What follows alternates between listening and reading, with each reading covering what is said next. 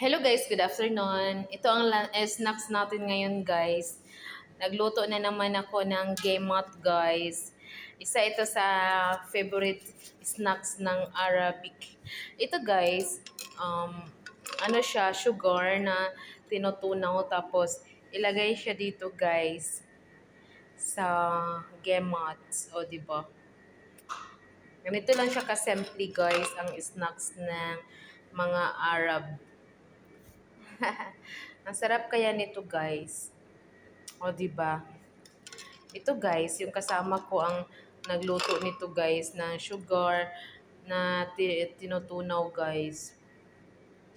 Nilagyan siya ng lemon, pang ano ba? Ah, ano ba yun? Pang pabango. Thanks for watching.